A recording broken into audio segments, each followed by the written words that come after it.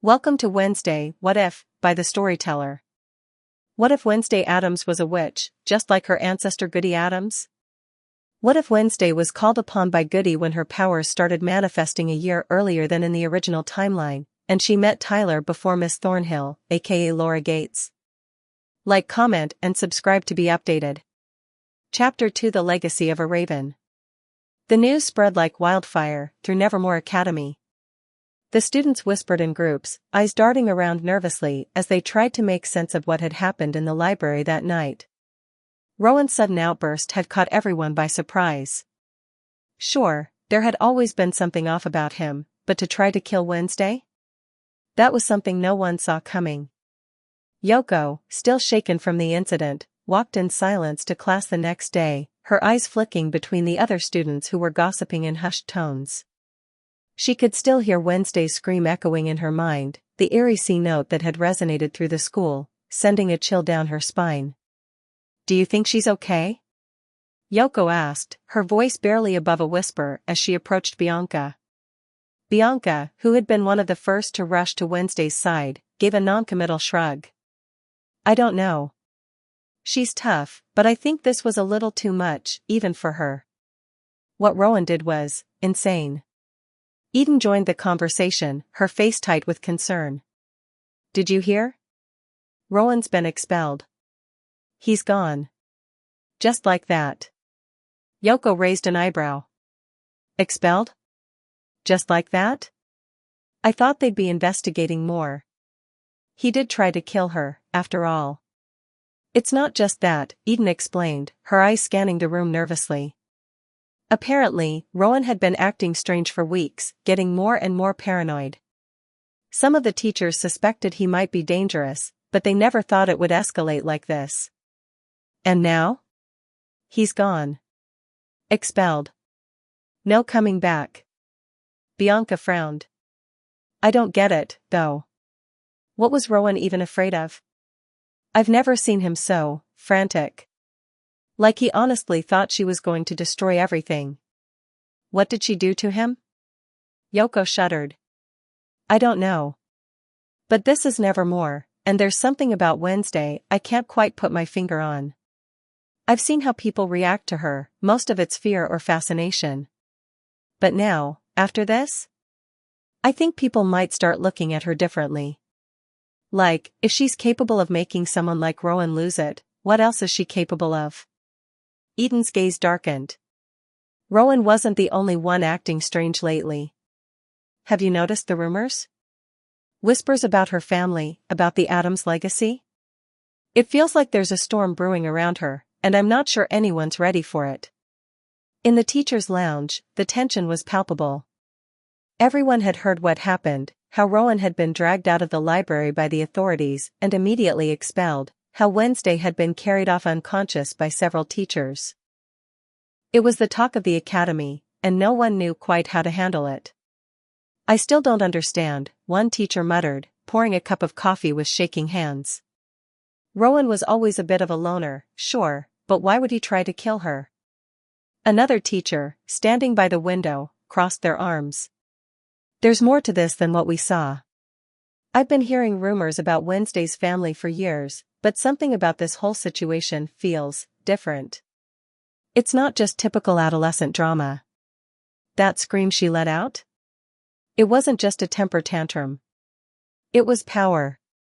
Something we're not prepared for. A third teacher shook their head, trying to make sense of the situation. "You think she's dangerous? You think she's capable of that kind of violence?" "She's certainly capable of something," the second teacher replied, voice grave. "Her family has always been shrouded in mystery.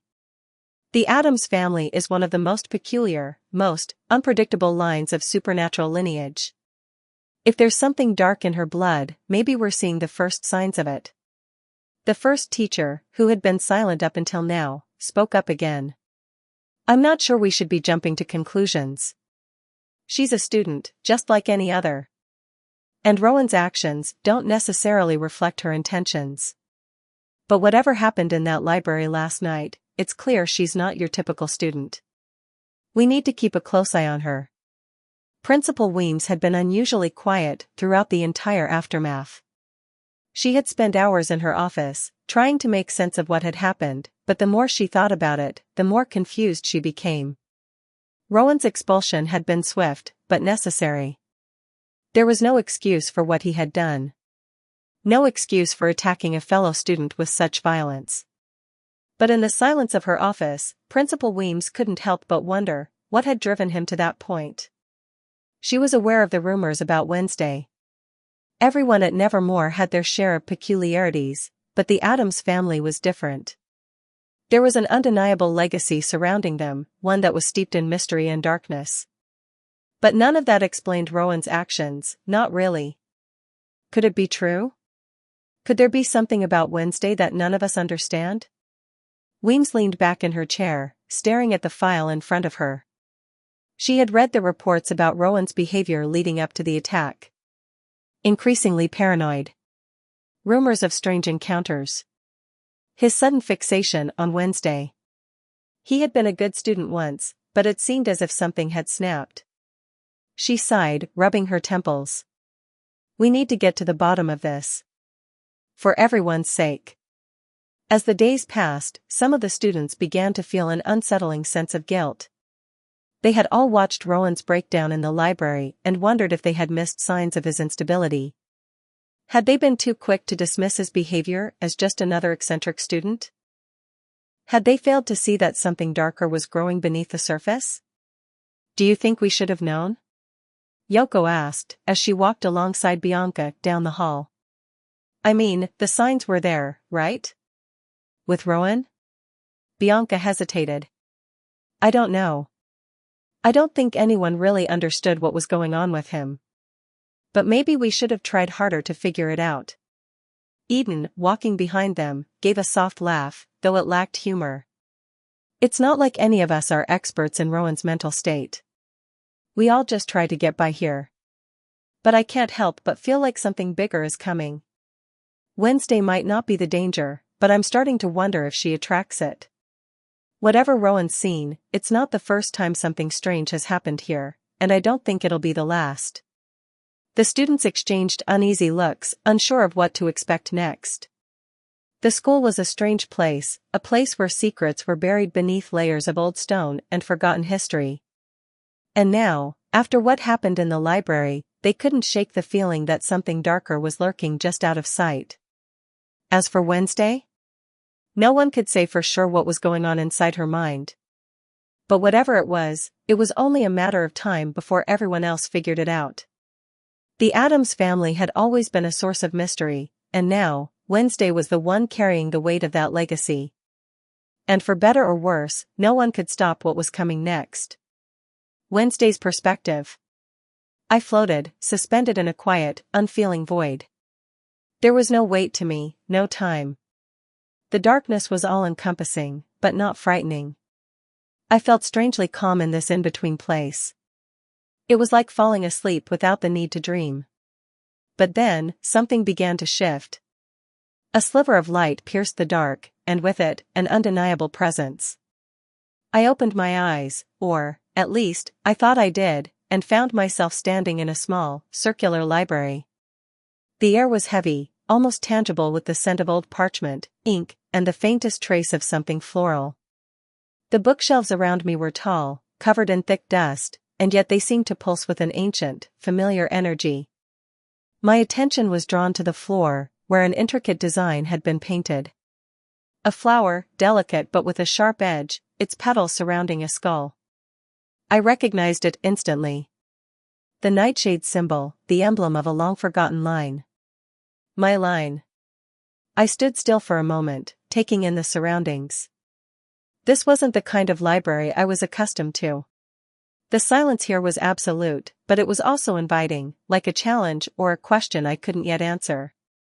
I couldn't shake the feeling that someone, or something, was waiting for me. A figure materialized in the center of the room, just as the first whisper of my name tugged at the edges of my mind.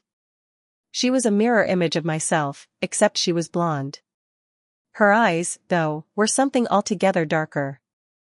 Familiar, but not in the way that felt comforting. It was like looking at a reflection in a broken mirror. She was me, but not Goody Adams. I assume this is the Nightshade Library? I asked, crossing my arms and staring at her with my usual deadpan expression.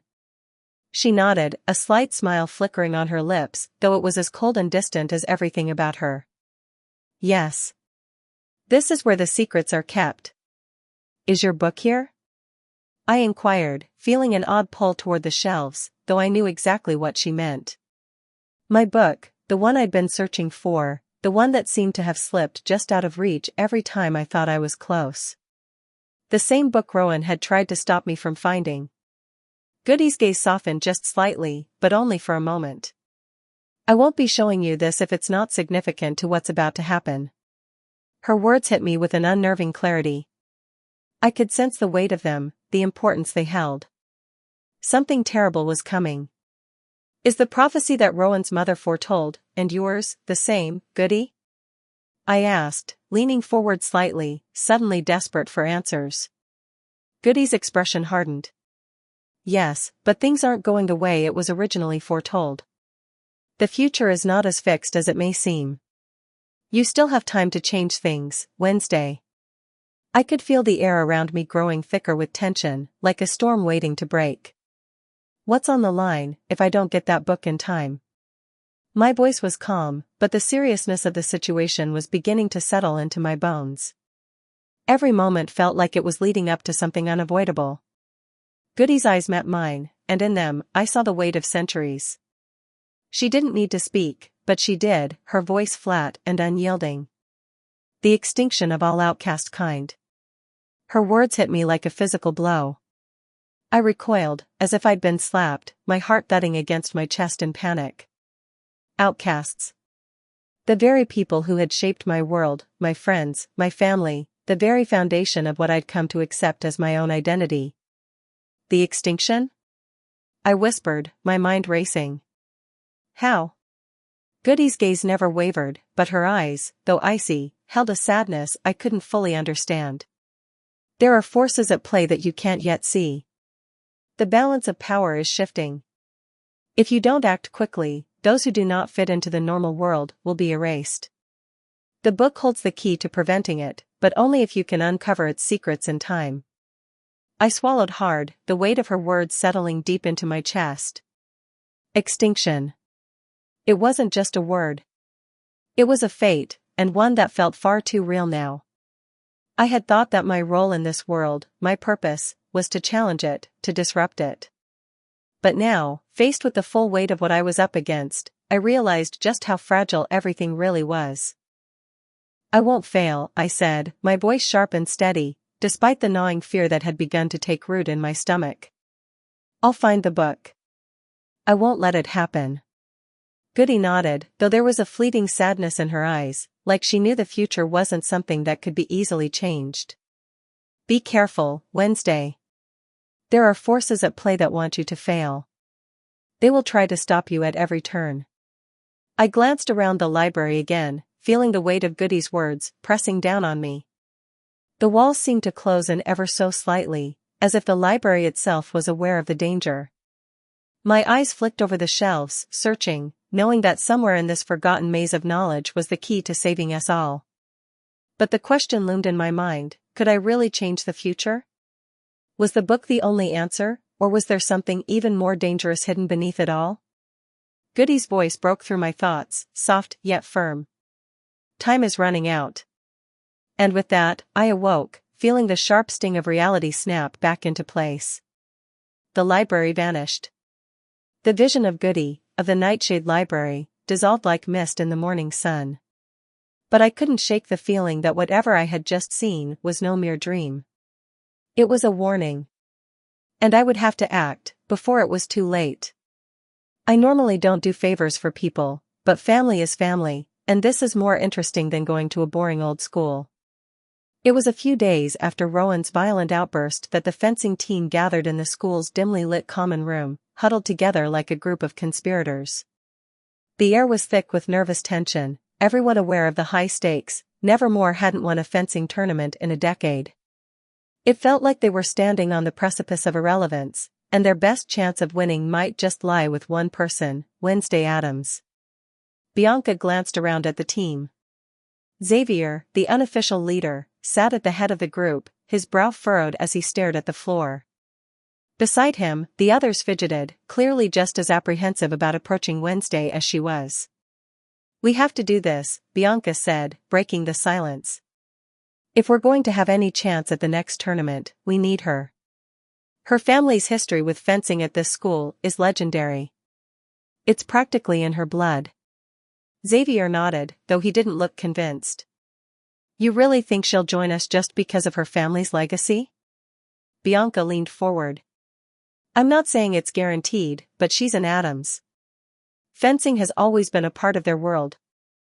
If we can convince her." "Convince her," one of the boys interrupted. "She doesn't exactly seem the type to be swayed by school spirit or tradition." "I know," Bianca said with a sigh. "But this isn't just about tradition. It's about giving her something that could, just maybe, interest her."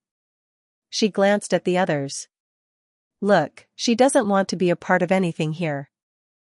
But if we can appeal to her pride, her competitiveness, maybe we can get her on our side." Xavier's lips curled into a smirk. "She'll never go for it." Bianca shot him a look. "That's what makes it fun." Wednesday's perspective. It was a few days after the incident with Rowan that I found myself sitting at my desk, typing away on my typewriter. The clack of the keys was the only sound in the room, a comforting rhythm that helped me focus. I was lost in my thoughts, trying to make sense of the cryptic pieces of information I had collected. The school, the prophecy, the Nightshades, it was all connected somehow, but the puzzle pieces refused to fall into place. Suddenly, a knock at the door interrupted my concentration. I didn't have to look up to know who it was. Bianca Barkley was always the type to barge in when she thought there was something to gain. I opened the door with an expression that could freeze the room. "What do you want, Bianca?" She didn't miss a beat, raising an eyebrow. "Aren't you going to let me in first?" I stepped aside, giving her space to enter. "Get to the point." She wasted no time, diving straight into the reason for her visit. "Fine. We want you to join the fencing team." I didn't even hesitate. "Not interested." She tried again, as persistent as always. "If you're not interested, then how do you get so good?" I didn't need to think for long. "Easy. My mother fenced. My father fenced. My grandmother fenced. My uncles, aunts, even my cousin Adele, all fencers.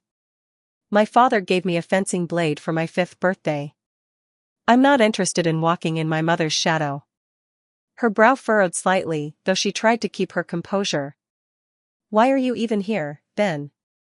I didn't sugarcoat the truth. "You all know I was expelled. I was finally sent here as a form of punishment." Bianca swallowed her pride and let out a sigh. "Look, this wasn't my idea. The team told me to approach you. Nevermore hasn't won a fencing tournament in ages." I raised an eyebrow. "Yeah, I saw. You haven't won one since my cousin Adele went to school here. Won you the championship 3 times. 10 years is an awfully long time to be on a losing streak. Besides, I don't have time for such events." Bianca's eyes narrowed slightly, but she pressed on. "Why? Because you're too busy looking for a book?" The air between us shifted, the tension palpable. I gave her a glare so cold it could freeze water. "Get out." She didn't flinch, instead smiling as she pulled something out of her bag and placed it on my desk. "I picked this up the night Rowan tried to kill you. Thought you might want it." She then stood up and walked towards the door. "If you change your mind, just come find us." I glanced at the piece of paper. Something about the watermark intrigued me. I held it closer to the desk light, studying the symbol on it. "What is this?" I asked, my voice low as I squinted at the paper. "Like, comment, and subscribe to be notified for updates on this series." Bianca paused just before exiting. "I think it's the symbol of a secret society at the school, the Nightshades." I looked up at her, the sarcasm thick in my voice. For a secret society, it doesn't seem to be very secret. She shrugged. If that's all, I'll leave you to your writing. But remember, if you change your mind. The door clicked shut behind her, and I turned to Thing. Follow her. I need to get out of this nightmare. I'll make arrangements for our escape. Thing waved a finger at me, asking if I was sure about leaving. I sighed. Of course, I would. Why would I stay if nothing interesting happens? After I get what I came for. That night, as I walked through the halls of Nevermore, Eden cornered me. Are you seriously not going to join the fencing team? Where's your school spirit? I shot her a look that could melt steel. It's buried 6 feet below the ground, I replied, turning on my heel and walking away. Thing, ever the loyal companion, scurried up to me. I gave him a glance and asked, "Did you find it?" He nodded, holding up a piece of paper and gesturing toward a hidden passageway behind the Edgar Allan Poe statue. You found it? I asked. I solved the riddle and snapped my fingers twice and led me to the passage. I smiled to myself. Of course, my family would know about this place. We walked through the narrow passage, past portraits of long-dead Adam's relatives. I could feel my pulse quicken as we neared the spot where the book had been hidden. Dainy ad me, I whispered, and the book in question seemed to fly into my hand as if it were magnetized. The other piece of the picture that had eluded me all this time was now within reach. I quickly placed the book in my bag and looked around. Start looking for a black book, I muttered to Thing. But before I could make another move, someone grabbed me from behind. I was knocked out cold. When Wednesday woke up, she was tied to a chair, her hands bound behind her. A bag was pulled off her head, and she was met with a room full of masked individuals. Who dares breach our inner sanctum? A voice asked from the shadows. Wednesday's sharp eyes scanned the room. You can take the mask off, Bianca, she said flatly. The person stepped forward, and Bianca's familiar face appeared. What are you doing here, Wednesday? Xavier asked, his voice dripping with suspicion. That's on a need-to-know basis, she replied coolly. Bianca crossed her arms. Cut the crap. We know you're looking for something. Wednesday's face remained impassive. I don't know what you're talking about. Yeah? Then what's in the bag? Xavier pressed, reaching for her bag and rifling through it. He pulled out the book that Rowan had been quoting. Interesting, Wednesday said, though there was no hint of excitement in her voice. But sadly, not the book I was looking for. Just then, a hand appeared, tapping on the floor to catch her attention. Wednesday's eyes narrowed as she turned to him. He pointed to one of her its portraits. Wait, since when were you untied? One of the boys asked. 5 minutes ago, Wednesday replied calmly, standing up with a grace that seemed almost predatory. She walked over to the portrait and pulled it open to reveal a hidden safe. Open it, she ordered. The hand, acting like an obedient sidekick, managed to open the safe in under a minute, and Wednesday smiled. She grabbed the journal inside, her expression unwavering. Now, I'm leaving, she said, turning to walk away. But just as she reached the door, the rest of the Nightshades blocked her path. You really think we're just going to let you walk out of here? Bianca said, her voice dripping with authority. That's Nightshade property. No, Wednesday countered, her voice cold as ice. It's Adam's family property, and I'm taking it home. Wednesday, Xavier said, stepping forward. We can't just let you take it. Didn't you hear what I said? Wednesday's voice dropped an octave, full of menace. It belongs to me. Bianca hesitated before speaking again. Tell you what. We'll let you take that book if you join us. We're an elite social club. Wednesday paused, the word social ringing in her ears. No. As I keep saying, I'm not interested in carrying out my family's tradition. Well, at least join the fencing team, one of the boys said, trying a different tactic. Bianca grinned. Come on, Adams. Do you want that book or not? Reluctantly, Wednesday sighed, her eyes narrowing. Fine. I'll join your fencing team. And help us win? One of the girls asked, hopeful. I'll see what I can do, Wednesday said, as the hand jumped onto her shoulder, ready to leave. Later in her dorm. Wednesday opened the book, expecting answers. As she flipped through the pages, her heart sank. It wasn't the book she was looking for. I've been played, she muttered, her face a mask of irritation and disappointment. Tyler's perspective. The weathervane had a familiar, comforting hum this morning, quiet, warm, the kind of place where you could hide from the chaos of the world for a while. It was a good morning, or at least it was until she appeared. I was reaching for a coffee cup when the door slammed open, and there she was, Wednesday Addams, standing in front of me like she had materialized out of nowhere, her presence more unsettling than usual. Jesus, stop scaring me like that, I muttered, jumping back in surprise. I swear, she had a knack for sneaking up on people, and it never got easier. I need a quad now, she said, her voice flat but demanding, like she was asking for air, not coffee. I raised an eyebrow. A quad? Really? You just had one 2 hours ago. What's with the sudden caffeine addiction? Wednesday didn't even blink, unfazed by the question. I thought being in therapy was supposed to help with, you know, I trailed off, trying to lighten the mood with a grin, but it didn't land. Too bad this town's therapist isn't any good, she said, her voice dripping with cynicism. Then again, they never are. I broke my last therapist.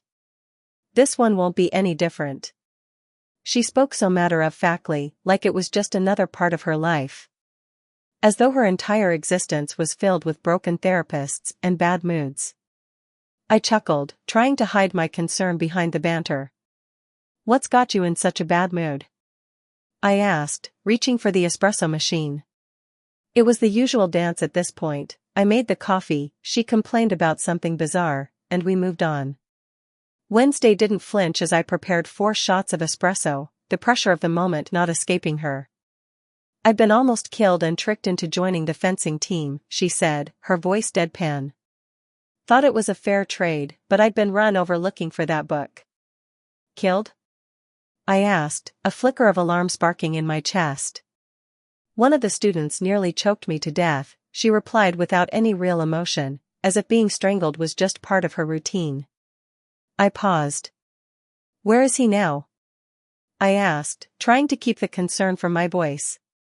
He's been sent to a mental institution, she said, her tone as flat as ever. I couldn't help but let out a low whistle. Sounds rough. What type of book were you looking for? We found an empty table by the window, the sunlight casting long shadows over the floor as Wednesday pulled out a couple of old, worn journals from her bag. One of them had a torn page, the edges jagged, like it had been ripped out in a hurry. She slid them over to me, one at a time. I flipped through them carefully. Is that supposed to be a pilgrim? I asked, pointing to a sketch on the torn page. It was a crude, rough drawing, but something about it felt important. The figure in the drawing wore a wide-brimmed hat, the kind they used in the 1600s, with a buckle at the front. Wednesday didn't answer immediately. Instead, I slid a flyer across the table, her expression unreadable. Pilgrim World has artifacts dating back to the early settlers, I said, then her eyes meeting mine. If it's as historic as you say it is, maybe it's there, or it could be in the town library. I raised an eyebrow. I hadn't expected that. Why are you helping me? She asked, staring at me with that penetrating look that always made me feel like she could see straight through me. I leaned back in my chair, crossing my arms. I want to tag along, I said, keeping my voice light. You don't seem like the type to borrow things. My guess is you're planning to steal it. I smiled, trying to keep things casual. Her gaze didn't waver. Give me one good reason why I should let you tag along, she said, her voice low, laced with a warning. Her eyes narrowed into something close to a challenge, and I could feel the hairs on the back of my neck stand up. I couldn't help it. I shrugged nonchalantly. Lucas is there. She paused, her eyes flickering with something unreadable. Lucas? The mayor's son, I added. The guy you beat up the day you first came here. Her lips twitched, a barely perceptible smile threatening to break through her usual deadpan demeanor. I'll just beat him up again. I laughed at that. I'm not saying you can't handle yourself. But how are you going to find it? That park's not exactly small, and my shift ends in 30 minutes. I'll manage, she said, sounding completely uninterested in the complications I was pointing out. She gathered up her things with a swift, practiced motion, her black coat swirling as she stood. With that, she was gone, her footsteps echoing down the street. I stared after her for a second, then grabbed my jacket. I wasn't about to let her do this alone, especially when the mayor's son was involved. That kid was trouble, and I had a feeling that whatever Wednesday was after, things were about to get a lot more complicated. Like, comment, and subscribe to be notified for updates on this series.